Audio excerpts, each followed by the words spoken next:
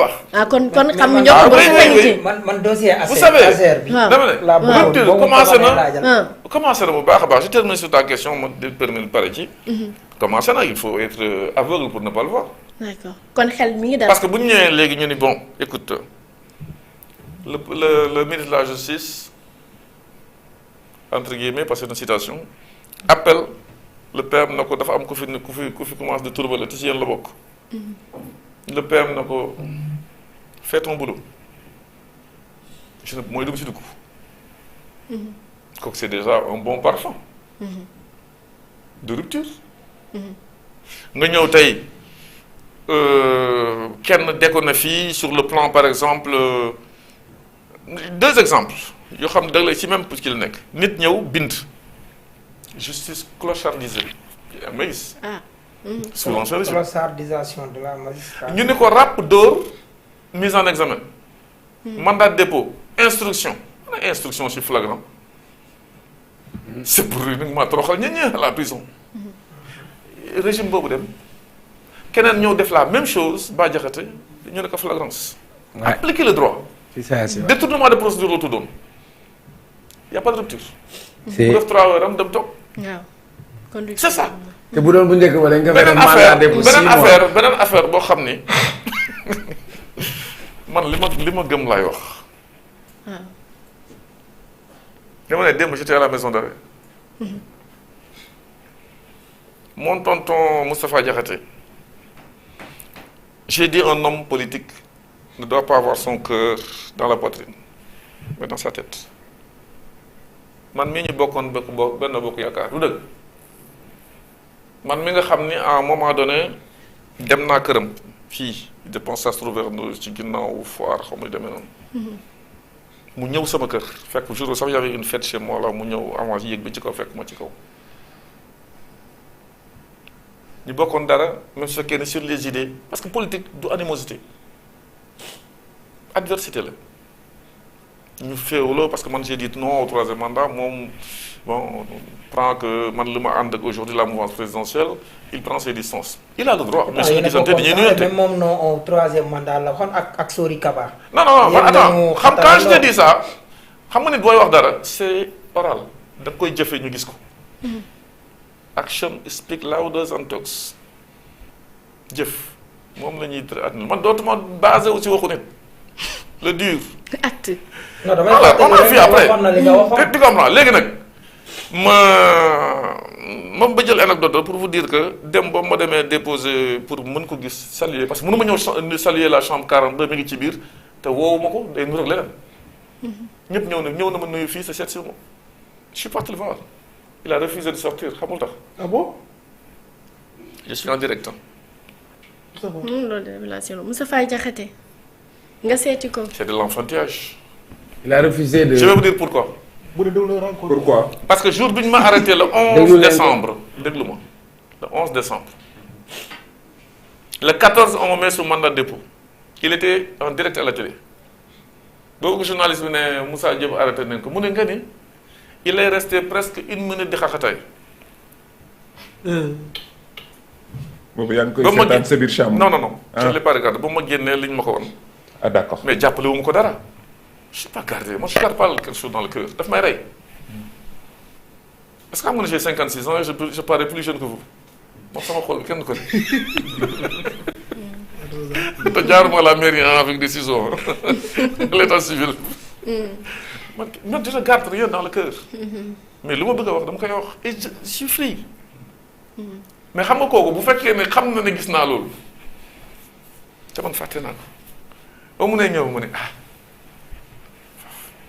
je comprends. donc bref pour vous dire tout simplement. Moustapha Diakhaté a reçu votre visite de courtoisie en prison. Courtoisie. Quelles sont les raisons? Non, parce que moi j'ai l'habitude d'aller en prison depuis que je suis sorti. Oui, est-ce que vous vous êtes constitué avocat pour son cas? Non, visite privée. Donc c'était dans le cadre d'une visite privée. Courtoisie, comme vous l'avez dit. Courtoisie. rafetal li ko olof di waxee. Mais là, je ne suis pas son avocat. Mais en tant que détenu moom su ko Là neexee. était avec moi dans le Benno Bokk Yaakaar. du dëgg. mais boobu mu ko dee dem koy seet si xam na. ay nit lu ñu quoi. donc pour yow. kaso du affaire caaxaan. il faut qu'on reste des humains. du ñu ay bàyyi ma am na ñeneen ñu ma seet foofu man je pars tout le temps en prison pour regarder et voir les gens yoo xam ne ñoom fekk naa leen fa bàyyi naa leen fa ñu ngi fa ba léegi c'est dans ce cadre là. mais kon ban.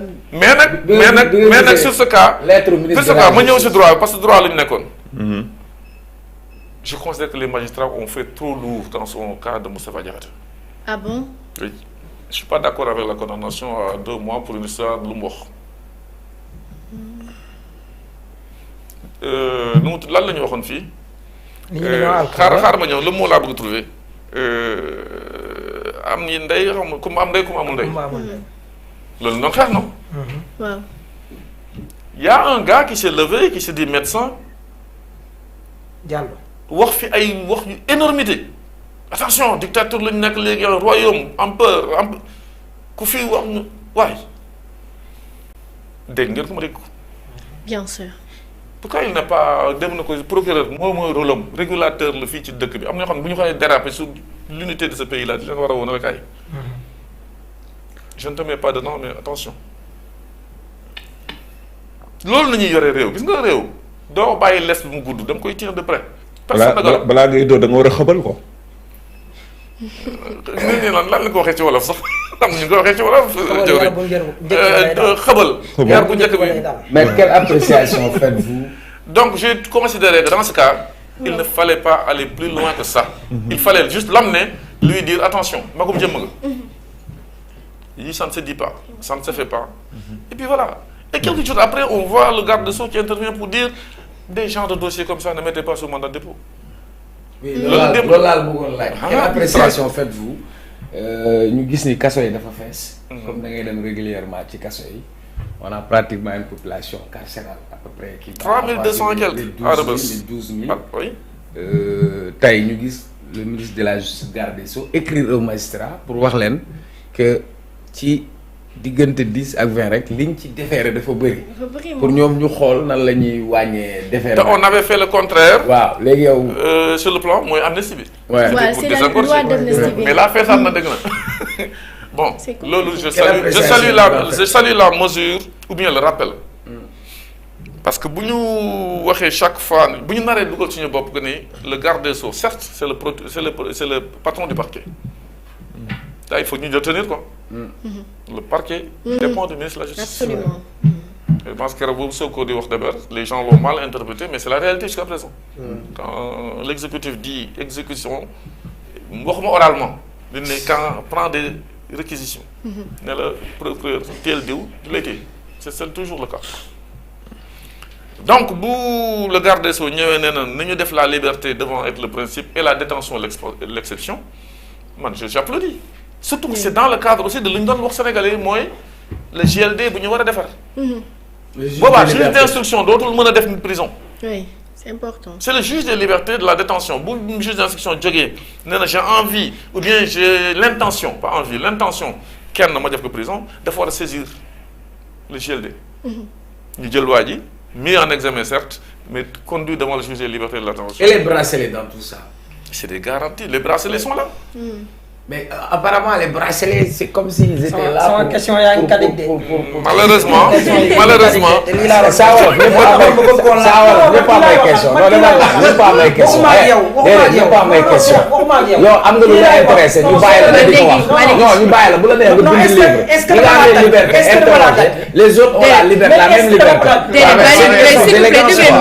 ah non Cheikh terminé bu ko defee saa waaw mais xam nga ne que c'est non li may lu tax mu intéressé ma daf ma intéressé parce que ci sunu kaso yi dañ fi am ñoo xam ne prix di déféré tooy na wow na mbaxalu saalum la ñu déféré mais bu ma toogee tey ak koo xam ne mu ngi acteur politique di liggéey ci wàllu justice ministre de la justice jël ab dogal bind ab bataaxal jagleel ko magistrat yi ne leen na ngeen xool nu ngeen di wàññee déféré yi te ñun yàgg fi jooy ay longue détention préventive ay mandat de dépôt mu tontu ma ci loolu ma ne gisoon nañ fi ay lam waaye lam yi bi mu fi ñëwee dafa mel ni Ousmane Sonko ak waa këram rek lañ ko doon takkal tey lam yooyu quelque part mun nañ tey nit ñu takkal la bracelet plutôt que ñu tëj la si kaso bi mais nag j'ose espérer parce que amu ci preuve que arrêté wuñu loolu peut-être ñu ngi takkal nit ñi ay lam mais duñ ko wax. ñun ñoo ko yëgul. mën naa am parce que médiatisé wu mais en politique c'est très bu paree médiatique. plus de 1000 bracelets. ma ne lam yi bi mu fi ñëwee Elmar rek lañ fi takkaloon lam.